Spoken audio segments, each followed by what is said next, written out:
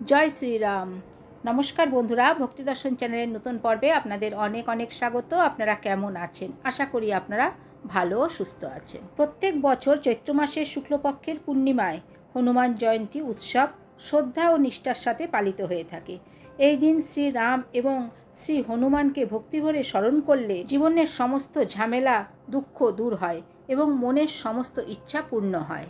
আজকের পর্বে আমরা জানব 2025 সালের চৈত্র মাসের হনুমান জয়ন্তী কবে পালিত হবে এবং তার পূর্ণাঙ্গ সময়সূচি। হনুমান জয়ন্তী পুজোর শুভ মুহূর্ত কখন রয়েছে, এরপর জানব হনুমান জয়ন্তীতে ঘরে পুজো করলে সেই পুজোর উপকরণ। জানব মহিলারা কি হনুমান জয়ন্তী ব্রত করতে পারেন, আর ব্রত করতে পারলেও কিভাবে এই ব্রত পালন করতে হবে। এছাড়া জানব হনুমান জয়ন্তীর দিন কোন কাজগুলি একেবারেই করা উচিত নয় এবং কোন কাজগুলি করলে ভগবানের কৃপায় সকলের সংসার সুখ সমৃদ্ধিতে ভরে উঠবে।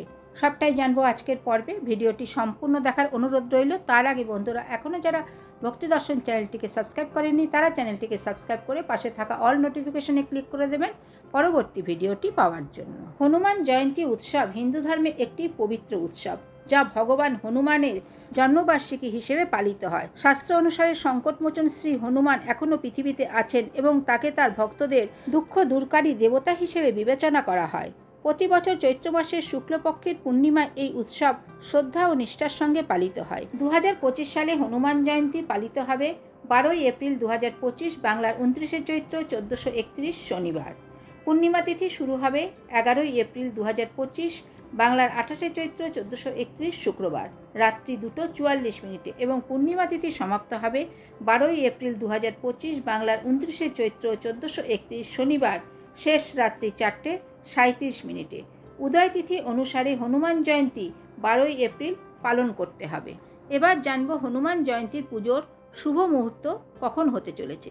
হনুমান জয়ন্তী পুজোর সবচেয়ে শুভ মুহূর্ত হল 12ই এপ্রিল 2025 শনিবার সূর্যোদয় থেকে শুরু করে সন্ধে 7টা পর্যন্ত হনুমান জয়ন্তীর পুজোর শুভ মুহূর্ত রয়েছে। এবার জানব হনুমান জয়ন্তী পুজোর ঘরোয়া উপকরণগুলি কি কি।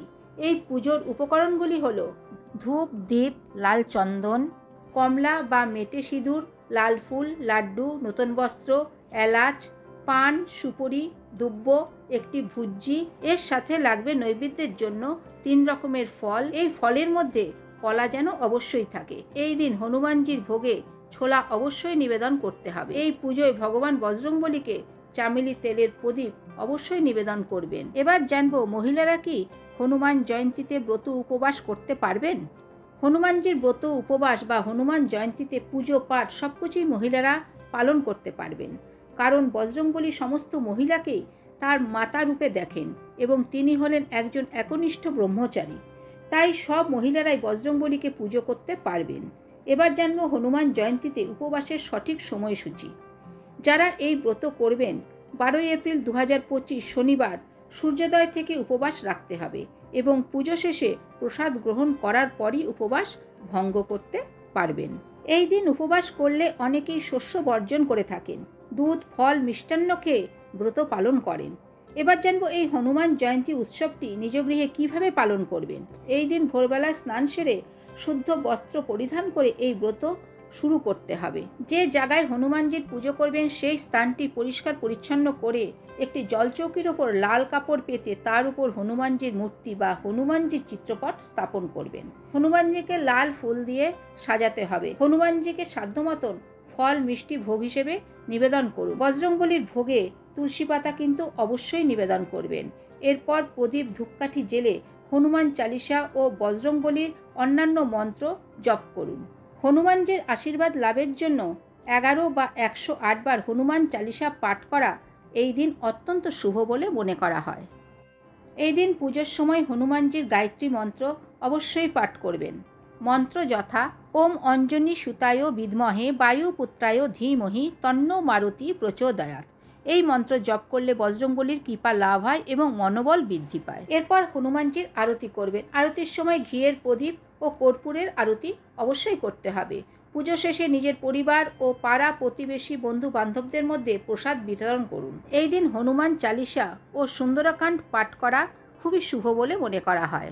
তাই যদি সম্ভব হয় হনুমান চালিসার সাথে সুন্দরাকাণ্ড পাঠ করতে পারেন। এবার জানবো হনুমান জয়ন্তীর দিন কোন কোন কাজগুলি করা উচিত এবং কোন কোন কাজগুলি ভুলেও করবেন না। এই দিন অবশ্যই গরিব ব্যক্তিদের সাধ্যমতন দান করা উচিত। এই দিন নখ, দাড়ি, চুল কোনোভাবেই কাটবেন না।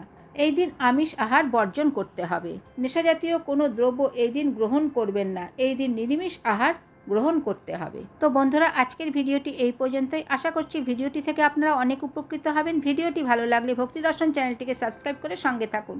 ভালো থাকবেন, সুস্থ থাকবেন। ধন্যবাদ।